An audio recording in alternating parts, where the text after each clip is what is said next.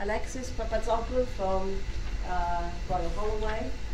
You probably know his work. He's worked on Kant, Hegel, and he has engaged critically, I should say, with the work of liberal naturalism. So he is partner in crime, of course, Neo-Kantian, on the Neo-Kantian project. And today he is going to speak to us on between idealism and pragmatism, the Neo-Kantian defense of the autonomy of the human sciences. Thank you very much, Giuseppina. Thank you all for coming again. I think I should also start, as everyone else, by saying that this is quite a tentative kind of presentation, and it's a sort of working out of some of these ideas. So I'm very open to questions and feedback, because I'm kind of working out these ideas as I go along. That said, this presentation has a kind of structure and I hope a kind of thesis. So I'm going to start by talking a little bit more broadly about what is the motivation behind our project and why are we looking at these Neo-Kantian philosophers. Then I'm going to say a little bit about why Kant is a kind of inspiration for answering the kinds of questions that Neo-Kantians like Windelband and Rickert, who I'll be looking at, look to for inspiration and for ideas, and how they see Kant's way of conceptualizing nature opening up the possibility for sciences other than the natural sciences. Then I'll talk about Windelband and Rickert pretty briefly and kind of swiftly, so that would be maybe something that we can talk more about in the discussion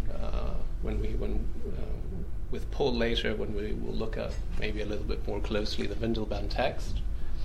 But then what I want to kind of focus on a little bit more perhaps is this critique by Husserl of the way that Rickert and Windelband attempt to justify the autonomy of historical knowledge. And this is an argument that I first picked up in Andreas Saeti's book, as I mentioned to you when I introduced him a couple of days ago in his book on Husserl. So I'm going to go a little bit through what the objection that Husserl thinks he has against Windelband and Rickert is. His objection is that he thinks they're not being basically Kantian enough, right? I mean, I think probably every Neo-Kantian faces that objection from some direction, right? That wasn't really what Kant was doing, or you're doing violence to what Kant was doing, and so on. But I think that objection, apart from a sort of possible philosophical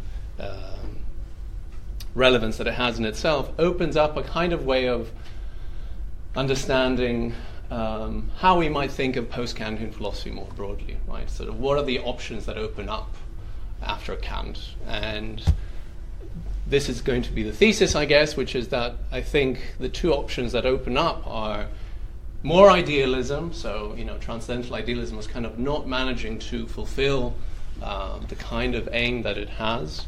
And so what is needed is a kind of objective or absolute idealism, or along the lines of Hegel.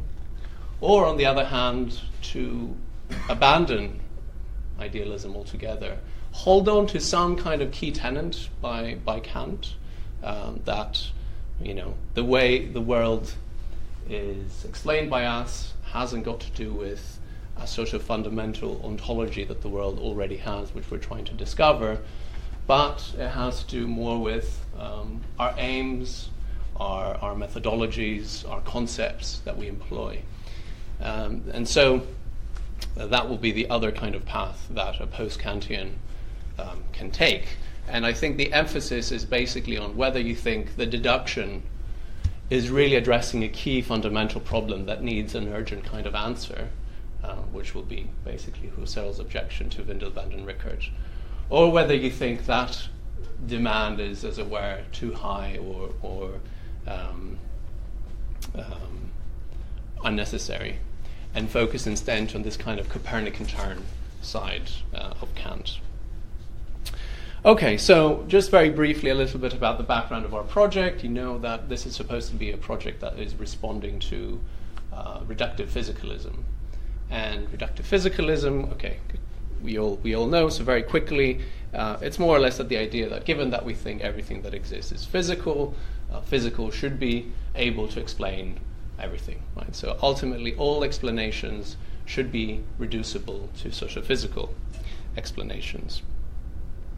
And that, of course, includes the human realm, right? So the human reality should also be able to be explained through the science of physics, so history, for example, or economics, or choose your favorite human science. This has various similarities with naturalism, scientific naturalism, which is what I usually I'm in the business of critiquing, as Giuseppina said, also scientific liberalism scientific naturalism as well as liberal naturalism, which also seem to, the scientific version also seems to emphasize basically the sort of monistic nature of explanation. So again, scientific explanations are basically the only kinds of explanations, and really the paradigm for those are natural scientific explanations. So if there are other explanations, they should be able to be given an account of through science. So this obviously raises various problems, right? So the fundamental question is, okay, what is the status of then the explanations of the human sciences? Are they just shorthands for these kind of longer scientific explanations that we could have but don't have at the moment? And also, what is the status of philosophy in all this, right? So one key tenet more of scientific naturalism than reductive physicalism has various views about what philosophy is, right? So the fundamental position being that philosophy is continuous with the natural sciences, right? And we heard Katerina talk a little bit about that yesterday, and I think that again might be a point that we want to explore more, because the way that Katerina was emphasizing the continuity between philosophy and science as being a sort of Kantian position is slightly different from the way that I'm reading it.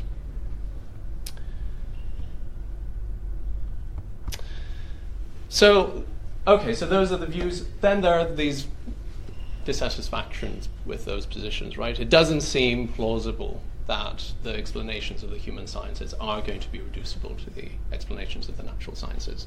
My favorite way of thinking about this is the John McDowell way of thinking about it, which is to say, look, just the logic of the kinds of explanations we find in natural science, law-like explanations, are simply cannot themselves explain these other kinds of explanations that we find in the space of reasons, right? So it's a kind of relation between elements in the space of reasons that can justify each other, right? So which we don't think that's possible in law-like explanations, right? Nothing that happens in nature justifies something else, whereas we think that in the human realm and the kinds of explanations that we use to explain the human realm, that is exactly what we're doing. And the other is to say that it also doesn't seem plausible that philosophy is continuous with the natural sciences in the way that these kind of scientific naturalists think, right? Really think, right, the way that, for example, someone like Hugh Price puts it is like, well, philosophy and science are more or less continuous, and when the two clash, so the two can clash, right? So the two make claims that are of a similar kind of order, and when that happens, basically philosophy loses out. So that's kind of thinking of philosophy is basically just doing bad science sometimes, and then we just have to get rid of that. So again, it doesn't seem like philosophy is in the business of that. It seems like it's doing something else. It isn't just armchair science, as it were. So at the turn of the 20th century, or just before, philosophers in Germany were kind of preoccupied with questions very similar to these. And one question was a kind of, again, anxiety about the role of philosophy given the sort of rapid advancement of scientific knowledge, and especially new sciences that seem to maybe be treading on areas where philosophy had dominion before. So maybe psychology, for example, there's a worry about the status of psychology. Is psychology going to explain away problems that were traditionally philosophical? And the other is, well, what is the status of these new sciences, right? Okay, we have these new sciences. What are they, and how do they relate to the more traditional natural sciences? So what is the status of psychology? What is the status of history? These are all questions in the air at the time. And this is where the Neo-Kantians come in, because they think they have two very different answers to the kinds of questions that we posed earlier, and the way that something like reductive physicalism or logical positivism would answer them. And those are that to the extent that the science of history, for example, has different aims and different presuppositions, to revisit another paper from yesterday, it has a sort of explanatory autonomy from the natural sciences, which have different aims and different presuppositions and different first principles. And the second is to see philosophy as being, again, separate from the sciences in a way, so a kind of discontinuity between philosophy and science. And seeing philosophy, again, in this kind of role of investigating presuppositions, principles presupposed, the a priori, preconditions for the possibility of, and so on, right? So it's a kind of transcendental project. Okay, so obviously this has a sort of Kantian hue. So why Kant, and what role is Kant playing in all this?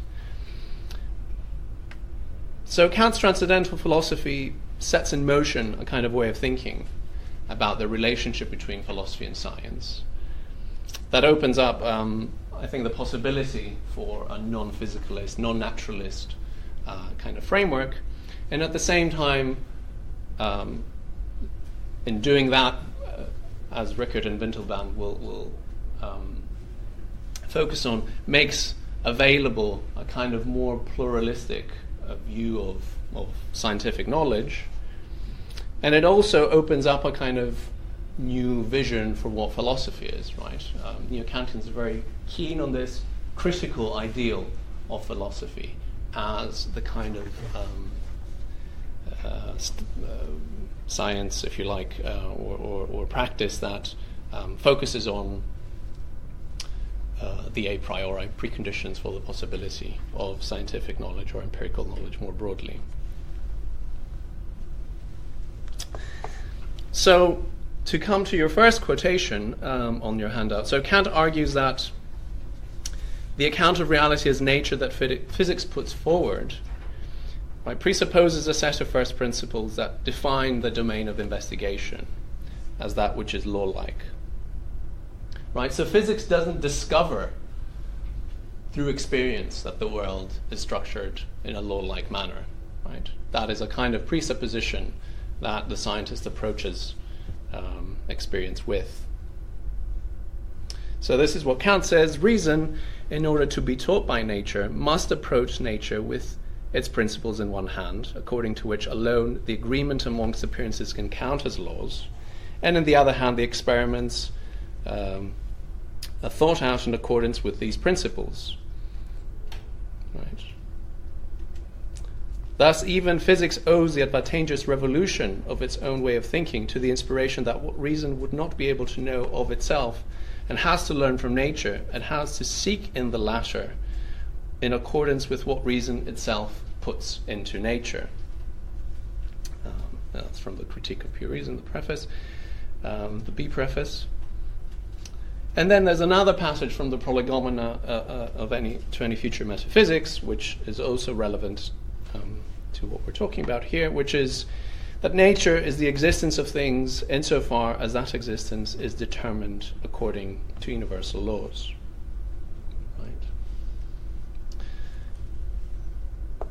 So, as Andreas Daiti highlights in his book on Husserl, well, Kant here seems to highlight the fact that the objects of natural science are not just given to us, right, but they are the product of a particular kind of approach to reality. And that approach is namely through the lens of natural laws, universal laws. This, Andreas says, already entails the possibility of choosing other points of view with respect to the world of experience, other perspectives that would reveal the existence of things in a different light than that of universal laws. So following Kant's definition, one can no longer dogmatically posit nature as a metaphysical reality in itself. Rather, nature is grasped as the counterpart of a specific way of looking at reality, namely the one interested in working out general laws. Right?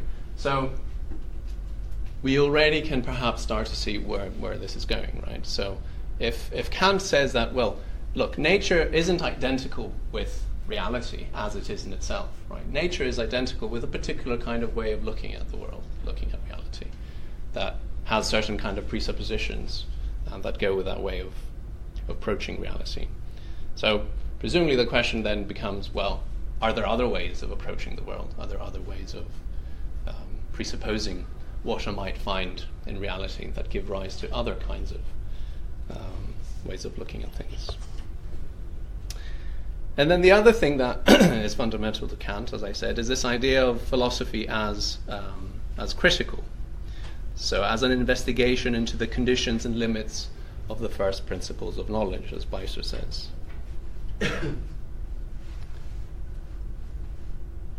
So here we have a sort of slight change of the idea of what philosophy is in the business of, right? It's involved in this kind of transcendental project, investigating the conditions for the possibility of science, or even for the possibility of knowledge more broadly, and looking at the presuppositions of scientific inquiry, which Kant thinks are necessary in order to explain why science works in the first place, right? And Kant, of course, is going to focus on the subject as the kind of locus of these conditions of possibility of science. And interestingly for me, I think, which is why Kant also provides a very useful ally in countering scientific naturalism as well as kind of versions of liberal naturalism, is that those positions find the hardest to account. The thing that they find the hardest to account is the subject, right? And Kant says, well, look, the subject is already the kind of thing that makes this kind of investigation possible. So if then the scientific naturalist turns around and says, well, too bad for the subject, it doesn't seem to be any space for it. If we look at the results of the natural sciences, we don't find the subject anywhere there. Well, Kant will say, look, you've missed out on something rather important, which is what makes this whole project possible in the first place.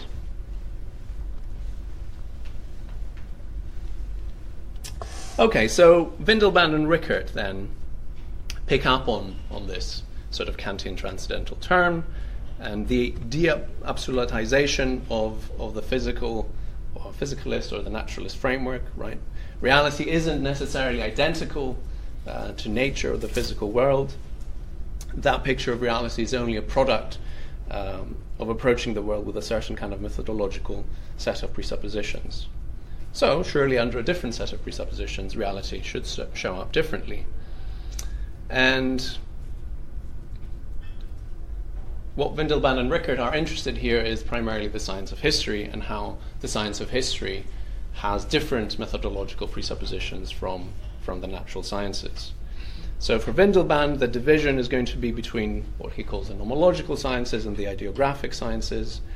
The first ones approach reality with the aim of discovering universal laws, whereas the ideographic sciences aim at uncovering not general principles or patterns of behavior, but to focus on that which is unique and that which is kind of particular, individual kinds of facts. Right. So the physicist is interested in ironing out differences between different things in the world. Right. So for the physicist, it doesn't matter whether a material object is a chair or a table or a human being. Right. They all are made of matter, and they all basically obey certain very general principles of motion and of the force of gravity in Newtonian physics and so on.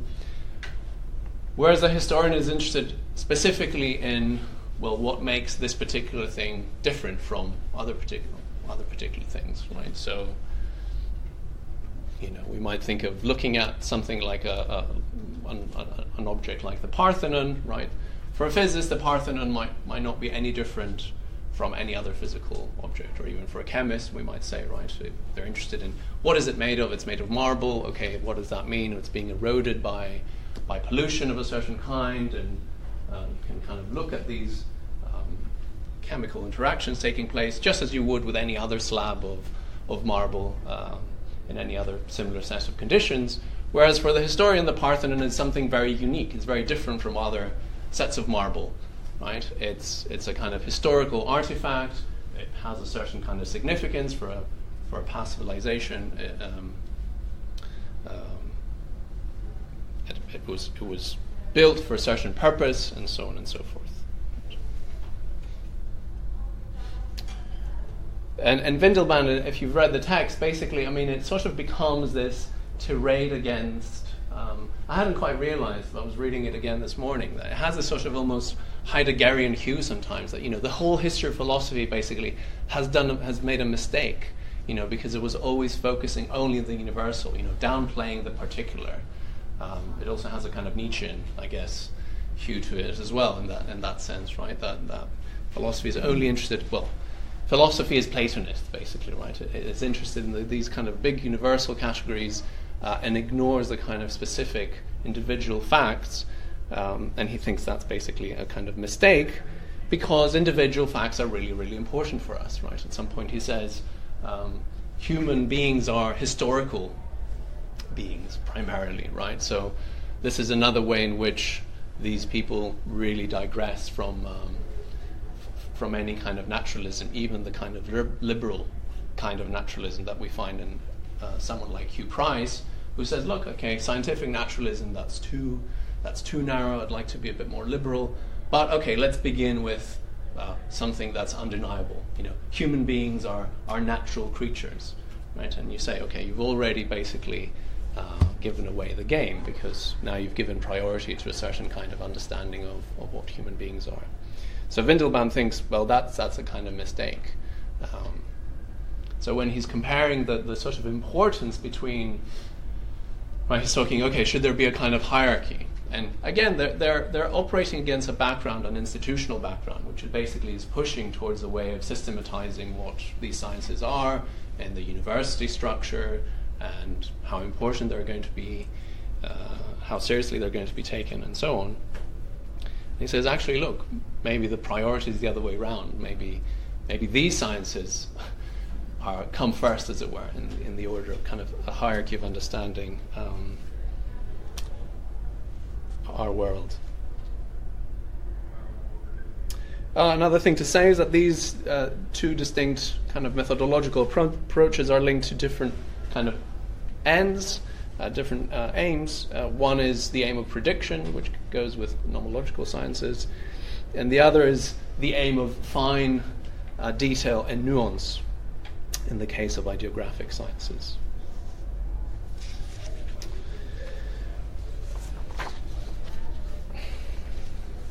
Another thing I should say is that Windelband and Rickert are keen on emphasizing that this division is not ontologically motivated, right?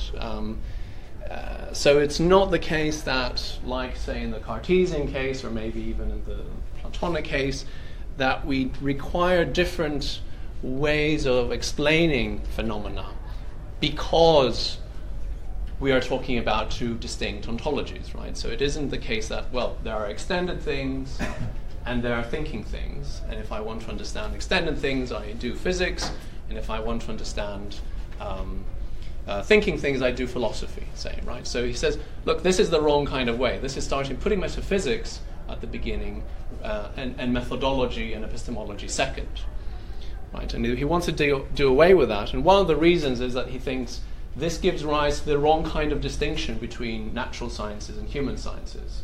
Because he says, look, if we follow this idea, if we follow the kind of ontological idea, something like psychology should be a human science. But in fact, psychology basically follows the methodology of the natural sciences. So that's no good. We don't have a sort of genuine distinction here. It's a kind of misleading distinction. Instead, he wants to say that the distinction between the two kinds of science are methodological distinctions or formal distinctions. Right? So he says we should also bear in mind that this methodological dichotomy classifies only modes of investigation, not the contents of knowledge itself. It is possible, and it is fact the case, that the same subjects can be the object of both a nomothetic and an ideographic investigation. Right. So the psyche, can be both the sort of object of investigation of the natural sciences, the physical sciences, and the historical sciences. And he says this is related to the fact that, in a certain respect, the distinction between the invariable and the unique is relative. Right? And this is also on your handout, I believe.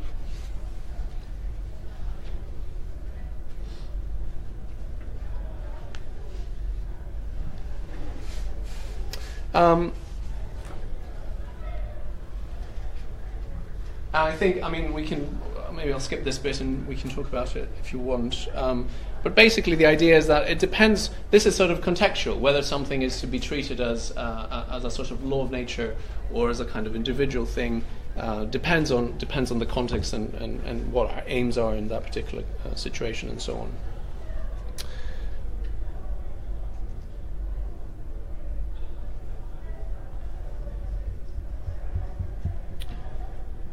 So again, he says, what undergoes no immediate... Okay, no, sorry, I'm skipping that.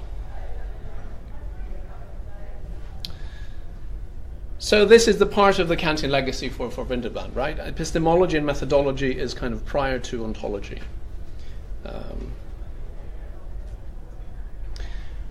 On the other hand, we have Rickert, who follows a very similar kind of trajectory as Windelband. He starts out with a slightly more kind of systematic Kantian thought, if you like, which is that we are presented in sensation with a sort of infinite manifold of sensation, and we need to somehow organize that. We need to give it some kind of structure, and because we're finite ourselves, so we can't cognize infinity. So depending on how we choose to synthesize the manifold, basically, of sensation, reality presents itself either as nature, insofar as we treat it by universalizing methods, or it presents itself as history insofar as we deal with it by individualizing methods. Right, so he says, and this again I think is in your handout, quotation 6, empirical reality becomes nature when we conceive of it with reference to the general. It becomes history when we conceive of it with reference to the distinctive and the individual.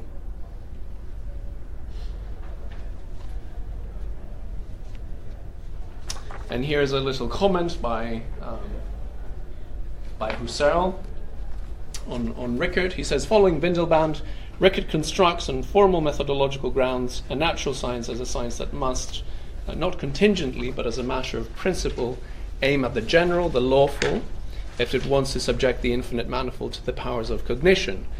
At the same time, this notion opens the way towards the correlative methodology, that of history. Natural science designates a theoretical process from which individual concretion and intuition are completely purged. Yet, there is also a theoretical interest directed not towards overcoming the infinities, but precisely towards individuality. This last remark is a little misguided because, of course, even in history we overcome infinities, right? It isn't that in history we retain every single detail of the manifold of sensation that we're presented with. It's just that we synthesize it in a way that does away with less kind of fine-grained detail than we do in the natural sciences. So in history, I'm interested in this particular human being, called Caesar or whatever, and why he did what he did, rather than treating him as a human being, part of a species, part of a genus, and so on, like, say, biology might do. So. And and Andrea mentioned these other kind of two distinctions yesterday between a kind of natural scientific concept for Rickert, which would be something like Newton's law of gravity, and a historical concept, something like the French Revolution, right? So understanding the French Revolution as an event also involves synthesizing various things and putting them together, but it looks at that event in a kind of more fine-grained detail than natural science would. Okay, so Husserl's objection to this is, okay, all fine and good. You employ this general framework of Kant. You extend the analysis beyond the science of physics into the science of history. History also has a scientific method. It can offer us knowledge. It just requires us to look at the world differently through different aims and different methods. But Husserl says, that's not all that Kant aimed to do in the Critique of Pure Reason. Right? He didn't only want to make explicit the fundamental conceptual framework underlying knowledge claims. Right? He also wanted to offer a justification for why their application to the world of experience is okay. Right? For why it basically yields knowledge. And Husserl says Kant tries to do that in the transcendental deduction. Right? So for Kant there is this question, right? We need to somehow offer reasons. We have these fundamental concepts which we approach the world with. They are a priori, but we need some kind of reassurance that these a priori concepts actually match up to what the world gives us. And he says a transcendental deduction is the explanation of the manner in which concepts can thus relate a priori to objects. Now Husserl says, look, Windelband and Rickert just don't have that. They don't have a kind of equivalent of a transcendental deduction to offer. And instead, their kind of justification of history as a form of acquiring knowledge seems to be either simply just asserted as a matter of fact, that here's a different way of acquiring knowledge by this different kind of methodology, or is justified in more pragmatic kind of terms, neither of which befit for Husserl a true Kantian idealist. So this is what he says about Windelband on your quotation number 8. For Windelband, what serves to ground the legitimacy of historical science, quite apart from the fact that historical scientific research directed towards unique individuals is, in practical terms, as useful and indispensable as natural scientific research into laws, is the old idea that knowledge of the factual world is not possible on the basis of knowledge of laws alone. Okay, so that's not really saying much, is it? That's just saying, well, everyone knows that you can't just get knowledge of the world through law-like things. Or look, of course we managed to do it through history. So what else do you want? What other kind of explanation do you need about why history is a kind of form of knowledge? Husserl also identifies a pragmatic hue of justification in Rickert. So according to him, we simply just have to provide a kind of structure to the manifold of sensation, and depending on our aims, depending on what we want to do, we pick a way of guiding our theoretical inquiries. Right? But again, Husserl comes back and says, well, why would you think that the manifold of sensation would do us any favors here? Right? What guarantee is there that organizing the manifold in this particular kind of way, instead of this other way, yields us knowledge about the world? Sorry about the many quotations, but I can't really say these things any clearer, I don't think. So, again, Husserl says, in my opinion, Rickert violates the pure style of the transcendental deduction by importing a pragmatic tendency, in a broadened sense, into his concept formation. Although in contrast to the usual pragmatism, concerned with the unity of customary praxis, he is carrying out theoretical pragmatism. In the broader sense, theory too is indeed a praxis, generalizing, forming concepts and laws, and ultimately producing exact, completely non-intuitive concepts, as well as strict laws of nature, are to be the means to make the infinite cognizable. But we could now say, must the infinite do us the favor of complying with our conceptual products, of being cognizable via concepts and laws? Why would the infinite world have to be concerned with our cognitive interests and requirements at all?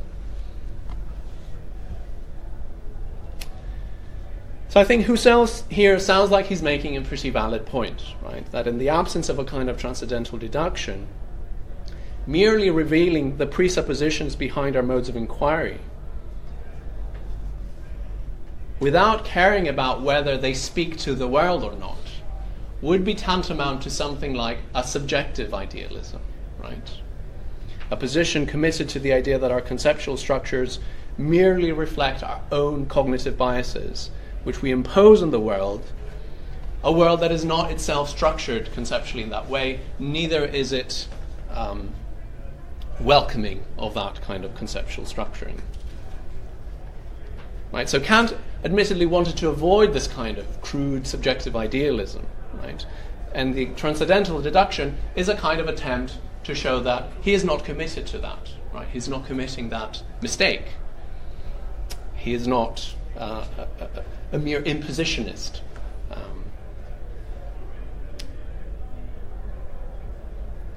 However, the way that Husserl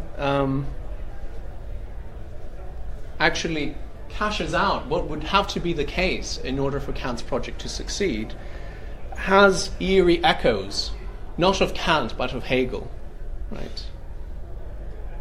So while Husserl is criticizing Windelband and Rickert for not being Kantian enough, he seems to agree with Hegel that actually what would be necessary for Kant's transcendental deduction to work is not what Kant himself is offering. Right? So for Husserl, showing that different forms of knowledge, different conceptual tools, accurately grasp reality, requires showing that reality itself is such that it is conceptually structured in the relevant kind of way. Right? So he says, when cognition truly and conceptually ascertains the being and being thus of an entity, this very entity is itself conceptual. Concepts are not merely the affair of us cognitive subjects, and the entity does not exist in itself with all concepts foreign to it. Furthermore, when conceptual cognition brings us insight into laws, we are not legislators who provide these laws for things that have no laws in themselves. Instead, the laws belong to the world itself as an existing world, and in their being they are inseparable from this world.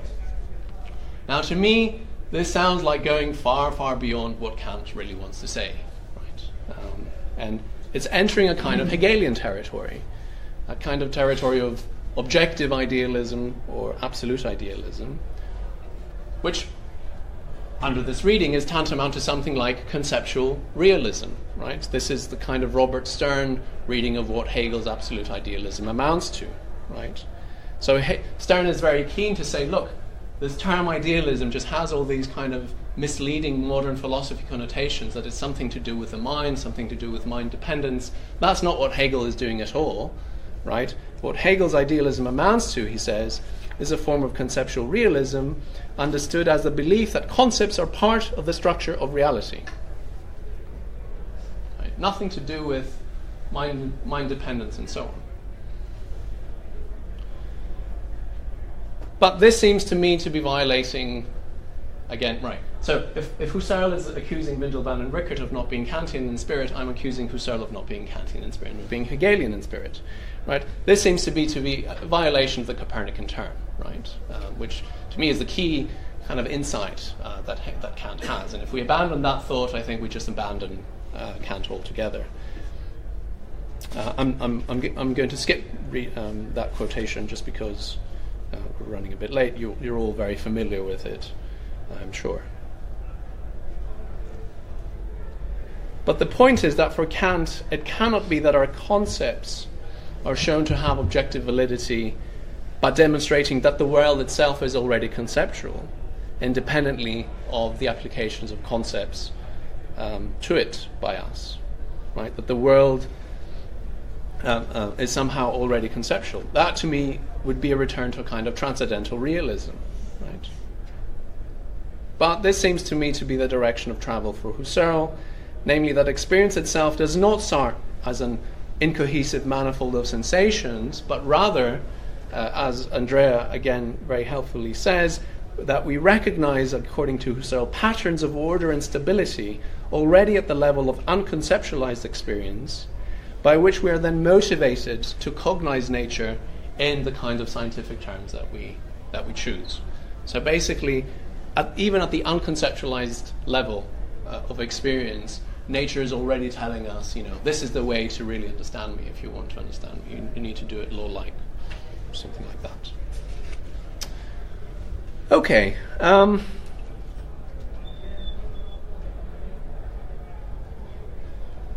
So Windelband and Rickert clearly don't want to accept that, right? They don't want to say that, the world is already conceptually structured in such ways that some bits of the world should be studied by physics and some other bits of the world should be studied by history or psychology, right? And indeed, they can't really say that, I don't think, because of their formalistic approach, and also because of the commitment that both Windelband and Rickert make, that basically you can look at the same world in these two different ways, in these two different manners. I can look at the Parthenon as a physical object made of marble, or I wanted to deal with it chemically, or just as a physical object, if I want to do it through physics, or I can look at it as a historical artifact. Right? So, if this kind of conceptual realism was true, that kind of position would seem to be untenable. Husserl has something right in all this, basically that the kinds of motivations that Windelband and Rickert present as the differences between physics and history do indeed have a kind of pragmatic hue, pragmatist hue, because it's a distinction between different kinds of goals or ends of inquiry, different stances that we can adopt towards one and the same reality, which then correspond to the adoption of different methodologies. So perhaps it's plausible to see their position as leaning towards a kind of pragmatism, and here I want to say something possibly, I don't know if it's controversial, maybe Jim can say more about it, about whether you can understand pragmatism as sort of taking on the Kantian Copernican turn, but essentially refusing to accept that a transcendental deduction is necessary. Right? So I have in mind here someone like Rorty, and this passage that I'll read to you in a minute, to me has Kantian echoes, but at the same time very clearly does not feel committed and does not feel the need to offer something like a justification of the sort that the transcendental deduction offers for our concepts. So Rorty says, look, the world is out there, but descriptions of the world are not. Only descriptions of the world can be true or false. The suggestion that truth, as well as the world is out there, is a legacy of an age in which the world was seen as the creation of a being who had a language of its own. If we cease to attempt to make sense of the idea of such a non-human language, we shall not be tempted to confuse the platitude that the world may cause us to be justified in believing a sentence is true with the claim that the world splits itself up on its own initiative into sentence-shaped chinks called facts. So that the world splits up, say, in physical facts and historical facts, right? And we kind of have to adopt our conceptual mechanism to read those bits of reality. Right? So to me, I invite kind of objections and suggestions here about whether this can be read in this kind of slightly Copernican turn way, but without taking on the whole kind of Kantian project. It's clearly moving away from transcendental realism here. However, Rickert and Windelband are really not very happy with being called pragmatists, and in fact, Andrea tells me Rickert has whole passages in the book from which the text that I was studying for this has, in which he has this whole tirade against pragmatism, why it's basically the worst philosophical position one can possibly occupy. And why? Okay, so why are they not happy with it? Well, for pragmatists like Rorty, accepting this kind of pragmatist framework means that philosophy really doesn't have this kind of Kantian role to play. It isn't there to perform a kind of transcendental function of telling us what the preconditions for the possibility of scientific knowledge are. Right. So this is Beiser on Windelband, right? He says, according to Windelband, if philosophy is to be a distinctive science, right, and this actually comes back to the autonomy of philosophy and the continuity or discontinuity. Rorty is very happy to say, look, philosophy has no special status, it's just like everything else, there is no hierarchy, there's no kind of special role that philosophy has to play here, it's just one language game amongst other language games that we play, or something like that. But, as Beiser says, according to Windelband, if philosophy is to be a distinctive science, right, so if it is to be autonomous, to have a sort of identity of its own, it must follow the critical method alone. It must limit itself to determining the reasons or justifications for our fundamental principles, and it must forego any attempt to determine their natural or historical causes, which is the proper task of psychology or history. So this immediately rules out a kind of genealogical account of our concepts, the kind that someone like Rorty or Hugh Price would be happy enough with, right? So they say, look, if you want to solve these kind of naturalistic, scientific naturalist placement problems about where the term good fits within our world, you don't need to do fancy metaphysics. All you need to do is give a kind of genealogical story about how we came to have this concept, good, under which conditions did it arise, what function did it perform, and so on. And then, what else is there to do? Here's your, account of that term. But it's clear that Windelband and Rickert as well are unhappy to just resort to something like that. After all, that would be a sort of empirical deduction, right? The kind of that Kant says, I'm not interested in that either, right? Kant says, the manner in which a concept is acquired through experience and through reflection upon experience is an empirical deduction, not a transcendental deduction. So what I want to say is that Husserl's objection towards Windelband and Rickert demonstrates these kind of two routes in the fork of post-Kantian philosophy that one is kind of asked to take. If one places emphasis on Kant's thought that our concepts need to be shown to have objective validity through a kind of transcendental deduction style argument, then the path to Hegel and absolute idealism kind of lies before them. So we need to somehow show that in order that our concepts have objective validity, very few people think that the transcendental deduction actually works, right? That might have been the aim of Kant, but does it really work as an argument? I think few people would say that it does. And Hegel thinks that even if it did work in the way that Kant tries to show, it would still merely be a kind of instance of subjective idealism, right? Especially if we take the kind of B deduction, what is to count as an object is the kind of thing that, we need to take as an object in order to be self-conscious, in order to have self-consciousness. Anyway, I don't want to enter that debate about how to read the B deduction. Please don't ask me that.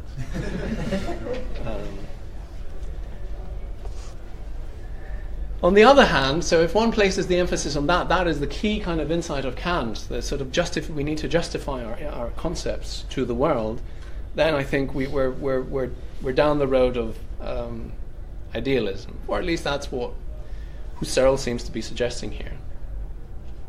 If on the other hand we place more of an emphasis on Kant's idea that our cognitive makeup, our cognitive interests and biases shape the world we investigate through experience, the path leads away from absolute idealism and down to something like pragmatism, right? That really all the justification that we need for our concepts is whether they're performing the kinds of aims that we want them to perform. Right? What other justification would you want? Now, these neo-Kantian philosophers, I think, are just trapped between these two options and are unwilling to really commit themselves to either one of them. Right? They don't want to be pragmatists, but they also cannot really be absolute idealists because of some of their commitments. Okay. So I want to end with a kind of suggestion about how this sort of marriage between idealism and pragmatism might work.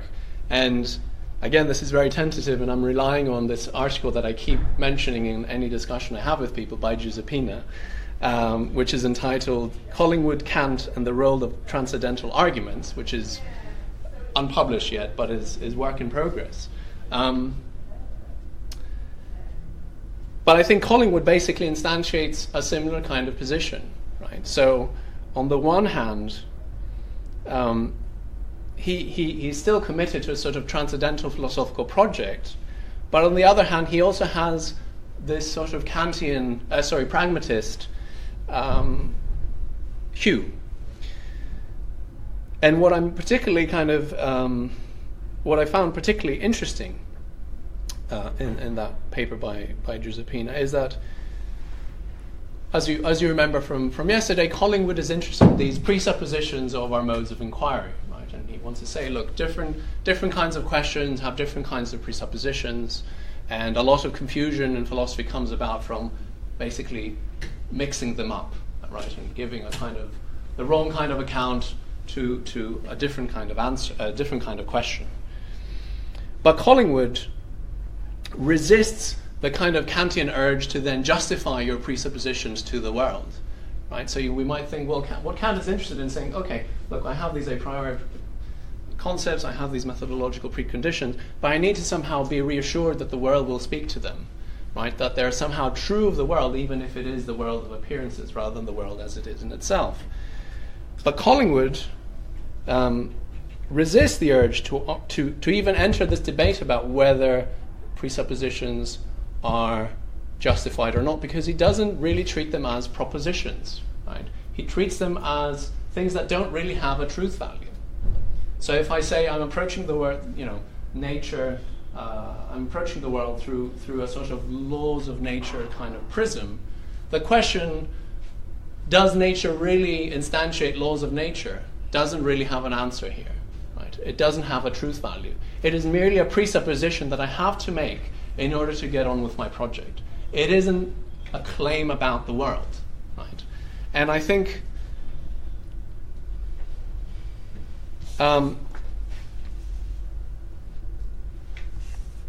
this sounds very much like what kind of Rorty wants to say, right? I mean, what do you mean is the world really, law-like? This is just how we do science, and it works and it produces the kinds of aims that we have, namely predicting the future, making technological devices, this, and the other. So this position, I think, combines the Kantian direction of thought that argues that our modes of inquiry have presuppositions, methodological or otherwise, which will dictate what the ontology of our inquiry ends up being, but at the same time espouses a kind of pragmatist position that says that the question of whether these fundamental principles of an inquiry are true of an inquiry-independent world is the wrong kind of question to ask, and is a kind of hang-up from a pre-Kantian, pre-Copernican turn era, and that we just need to leave that behind. Okay, thank you.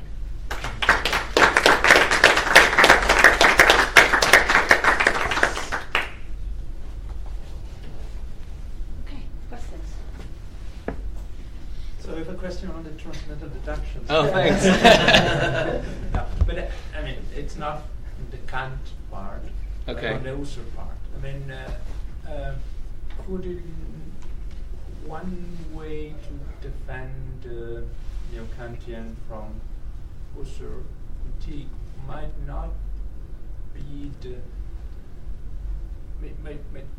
might not be to say that Husserl is demanding a bit too much to a transcendental deduction given the presupposition he has about what objective validity must mean, or something like that. Right? I mean, could that be? He, as in Husserl.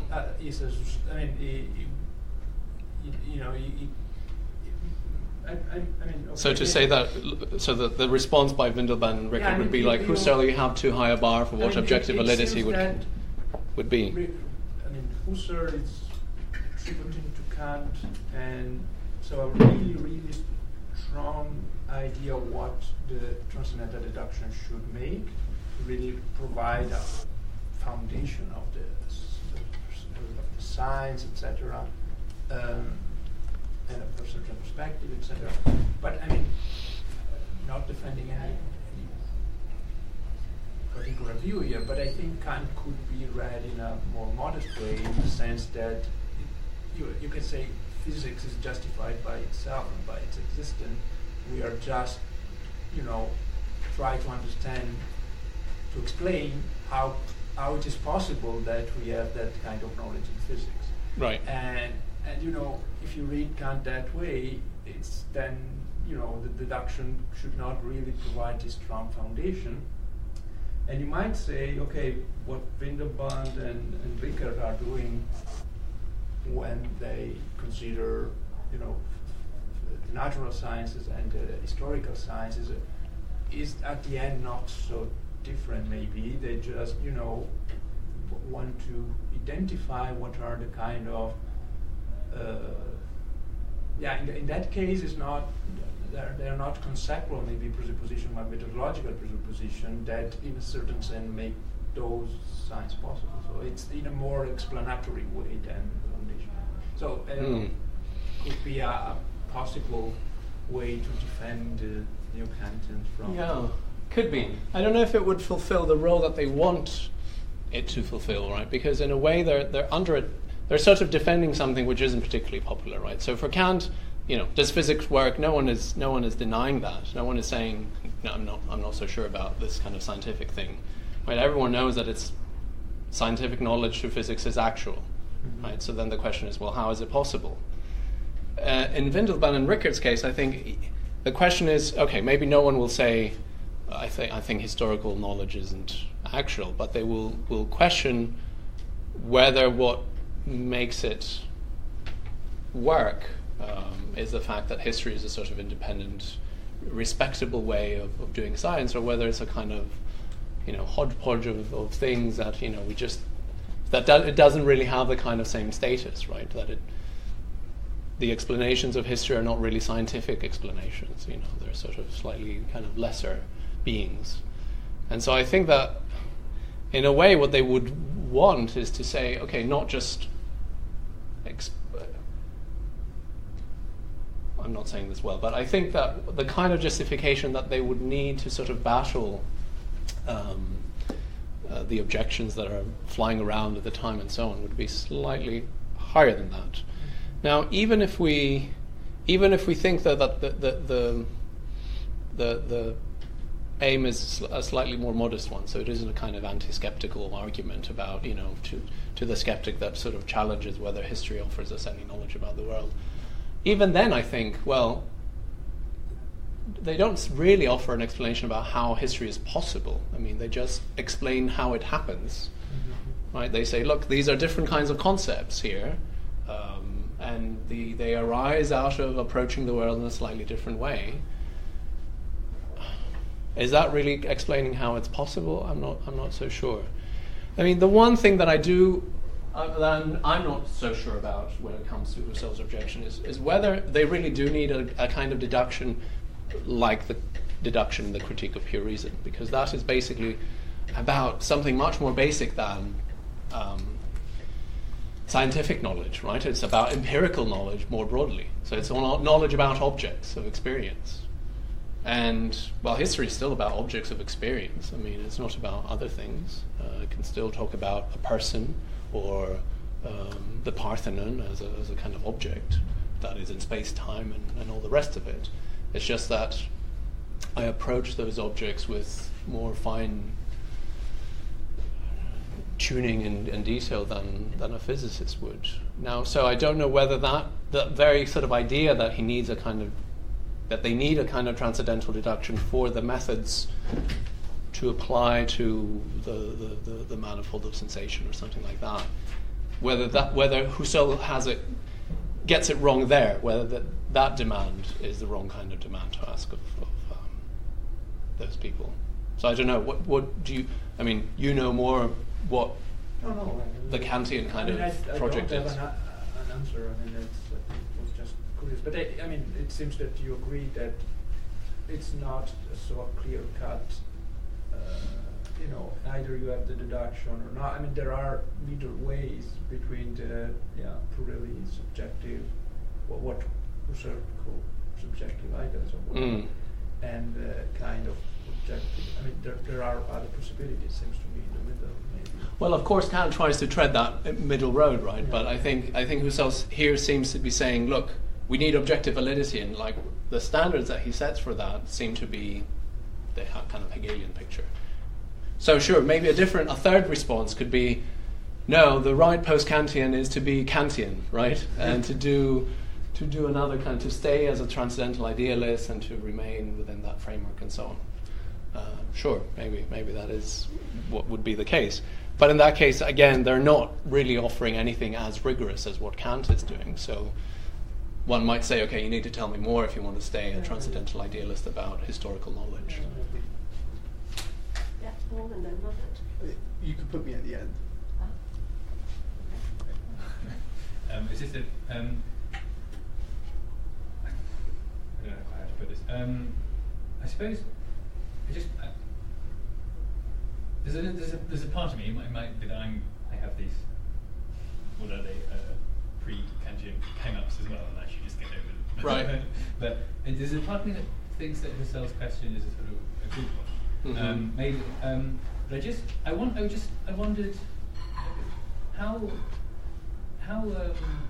on fork one, which is if you do demand something at least analogous to transcendental deduction, it seems that a kind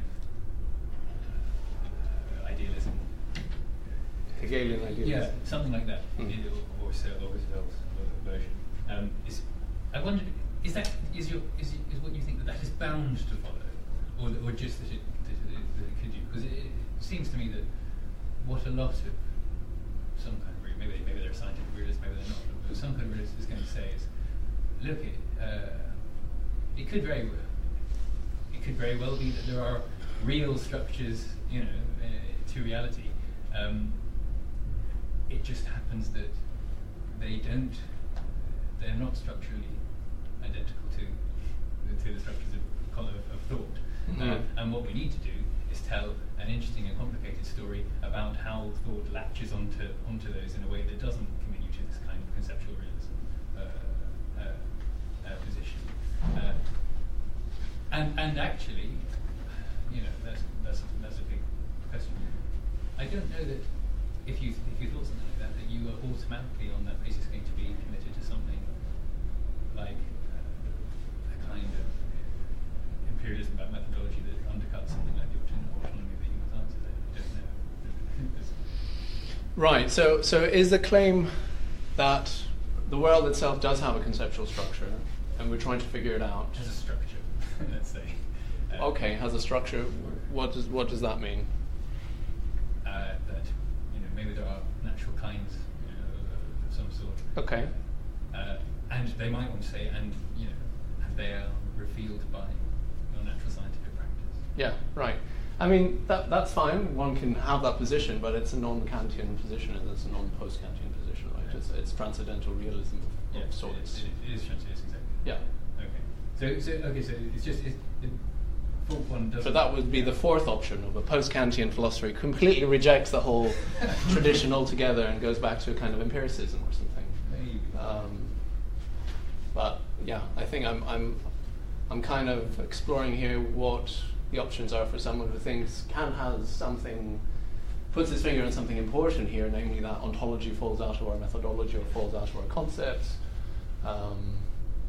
and And what are the requirements once you have made that commitment to sort of justifying that our scientific practices provide us with knowledge about the world? Can I still put you at the end? Because I've got sort of a finger. So to me, when Husserl says that there is a need for a deduction, or that the sort of thing that this neo-Kant do ends up being a form of subjective idealism, it sounds a little bit like Stroud when he says, you just have to think that way. Transcendental arguments ought to deliver anti-skeptical conclusions. They ought to tell us something about the world. But hey, they can't. They can only tell us about what we have to think. Our psychological assumptions, premises, or epistemic premises that we have to make. It seems to me that if you're not motivated by skepticism in your philosophical project, then the standard of justification changes. And so perhaps a little bit like Gabriele was suggesting, then you can understand justification as being embedded in a form of regressive transcendental argument rather than a counter-deductive one. Mm-hmm. And in that sense, although there's still a pragmatist sort of tinge to it, there is a sense in which there is a sense of justification there, even if it's purely immanent. So in that sense, you can still say there is a kind of transcendentalism here, even though, of course, even though it's not the robust kind of transcendental idealism. So would that be something like, look, if you want to do history, here's what you have to do. You have to have this methodology, and you have to have these kinds of approaches to the world. You have to look at the unique detail, not try and find laws of nature or something like that. And you think, well, that's enough of a story to tell, as it were. Like the preconditions for doing history are that you don't do it like a physicist, that you do it like a historian. Yes. So I guess the argument, So then I guess, Husserl's complaint then is a kind of, but how do you know that gives you knowledge of the world or something like that, right? So it is a kind of, it isn't necessarily a skeptical argument, right? But it's saying, okay, tell me why history is better than, I don't know, some other way of doing it, right? Through what we said yesterday, okay, astrology fails under its own criteria, maybe. That's, I guess, up to debate, because the problem is that something like an inquiry like that keeps adjusting itself to results that seem to contradict it, such that it can never be contradicted by its own standards.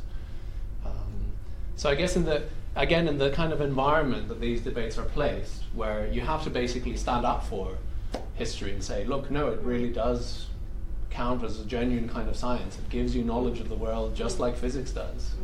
I'm not sure that would be enough, basically, for them. I think they do feel like they need to do more. Now,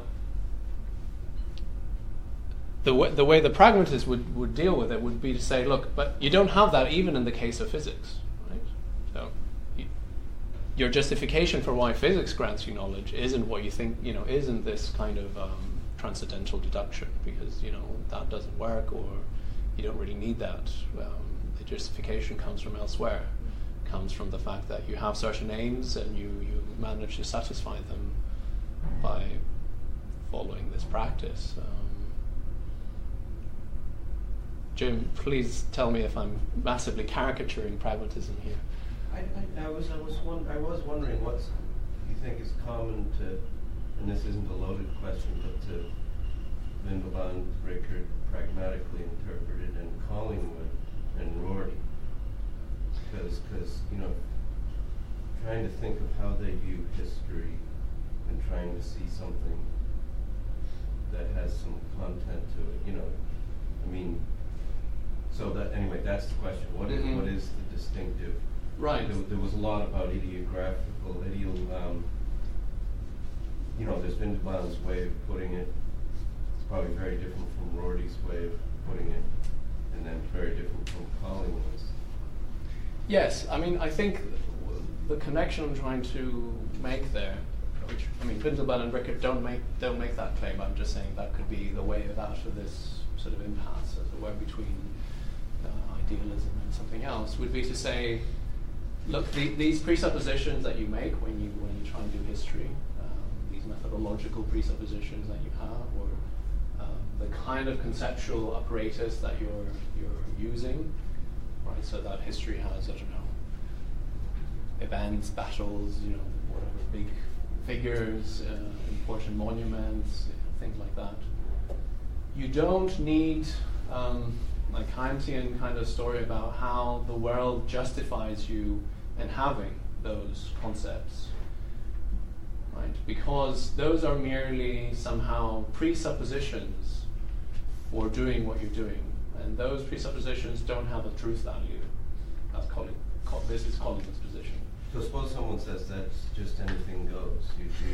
If you are trying to do history about the French Revolution, whatever works for you in your current projects, that's... No. No, I tend not to be plausible. Yeah, but no, it's a fair question about what separates your. That was my view.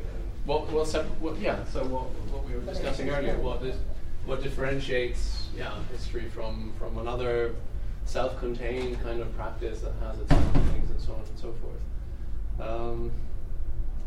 Well, I mean, what would the pragmatist story be about something like physics, right? It's not going to be a transcendental deduction story. It's not going to say, look, the laws of physics really, correspond to the way the world breaks up. The world breaks up into laws of physics, and so your laws, your descriptions of reality mirror that and match out. Right? Well, and that's the Rorty bit. Rorty saying the world doesn't break up in laws of nature and forces and things like that, right? Yeah, I don't know what Collingwood does, but say the pragmatists expend a lot of energy on truth and saying why, especially the person, of course, that's one thing, and that's very different from Rorty. Mm-hmm. But even James would say, well, we do copy reality, as it were, but it's interest saturated with interests and so on. And so he said that there's a test for it, the test of experience. Mm-hmm. And it's only when you get to Rorty that you might put a more romantic, creative twist on it, and it's inventing new languages and the idea of. So I'm just wondering, once you get to Rorty, you're probably pretty far from anything. I don't know Collingwood, but you're pretty far from what a lot of traditional pragmatists want to say. And so I'm just wondering. That might well be the case, yeah. So in this talk, as it were, Rorty is representing pragmatism. He might not be the most representative. Or if I come in as an historian and say I'm into data and I'm into generalizations based on statistical stuff that can be gathered from. So suppose I've got my method. It works for me and my colleagues. And what you're going to say is, okay, let's see. What are you going to say? Well, I guess you want to say, okay, so what have you found with that methodology? Like, what is it that you claim to say about history when it comes to that? And does it fit the kinds of aims that I have when I'm asking what kinds of questions that I want history to answer me? And if it turns out that statistics is the best way of doing it, then okay, maybe we have to revise. Or someone who does the philosophy of history will have to say, okay, history isn't only. And this is something that I think these people are open to that objection, to say that, well, sometimes in history we are interested in similarities, say, right? We're not only interested in sort of what makes every single thing completely different from everything else, right? I mean, historians especially, when they enter the sort of more pundit world, all they do is draw analogies and similarities and things like that, right? Again, those are not going to be law-like in any way, and they're not going to have the kind of general patterns that nature has. So it will still be very different from what a natural scientist does. But what would be the non-Rorty pragmatist justification of history? we have a certain aim, we have a certain practice, we're doing things this way, it sort of works. Yeah, it's actually interesting. I don't know with Peirce and James, maybe Dewey has things to say about it, but I don't know what distinctive. Peirce has a lot of stuff on history actually, but I don't think for him. I mean, he saw history as a different.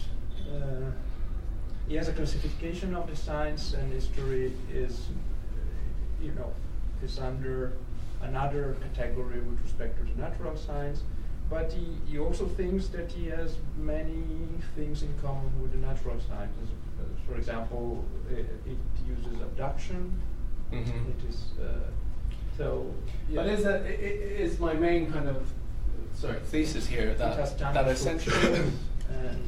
But the idea that essentially these domains of investigation or whatever basically reflect, and the concepts we bring to bear them basically reflect our own kind of cognitive biases, our own kind of aims and so on.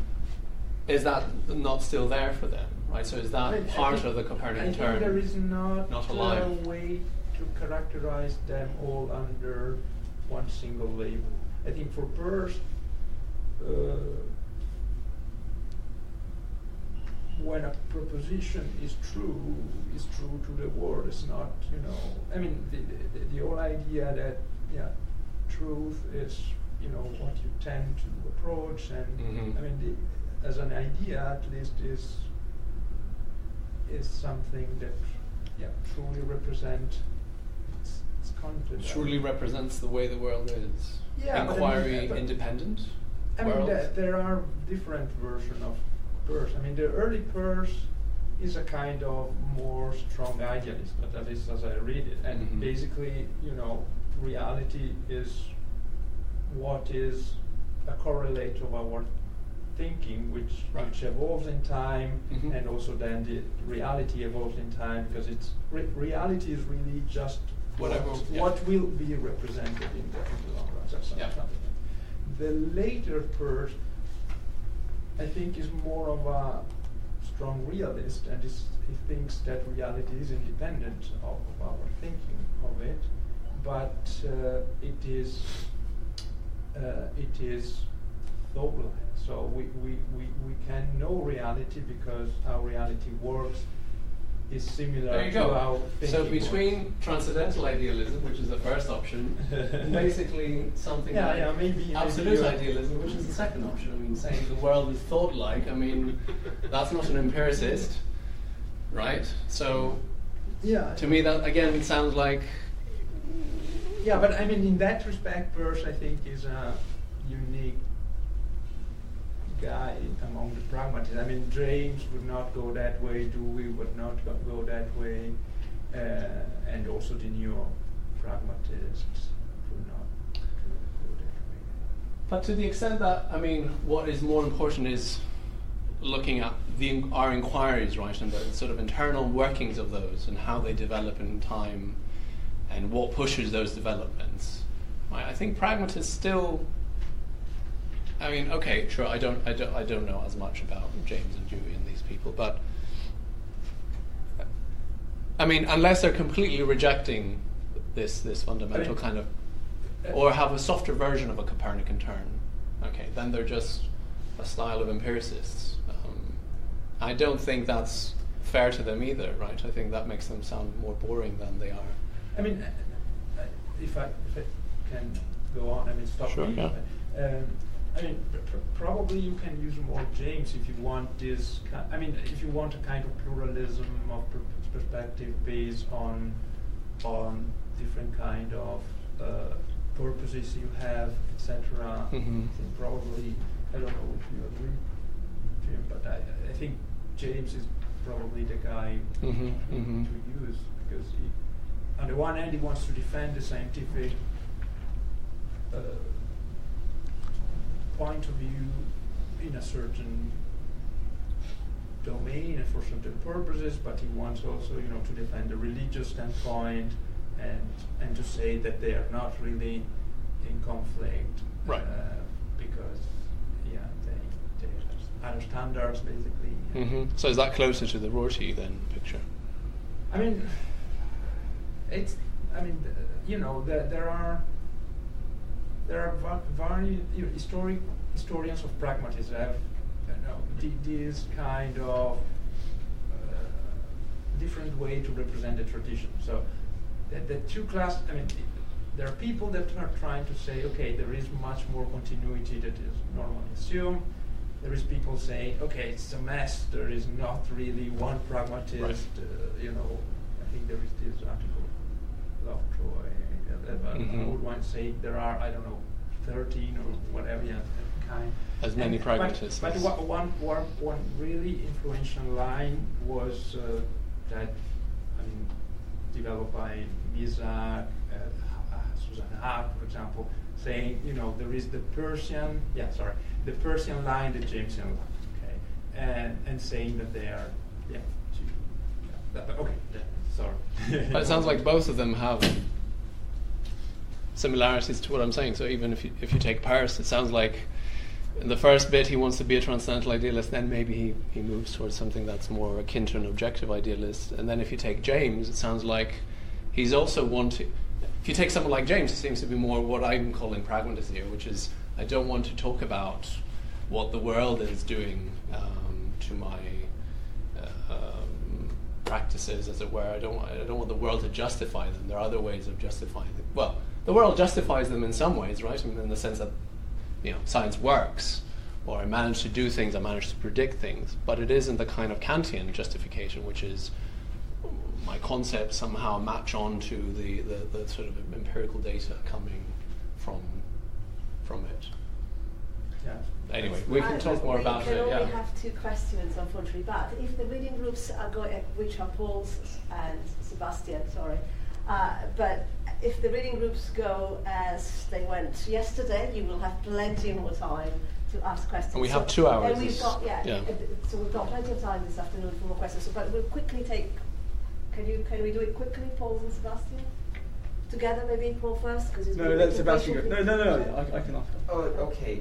So I guess basically what I want to put to you, sort of as an objection to this, is that it really just sounds like what you're proposing here is some variation on like the two standpoints, like interpretation of Kant's transcendental idealism, which I think certainly runs through Husserl as well, which is why it's really interesting to hear that he seems to take this like Hegelian conceptual realist line on that. But it really seems to me that if that's the only thing we're really doing, that is addressing the quaestio juris part of the transcendental deduction and leaving the quaestio facti by itself, we're really just going to be like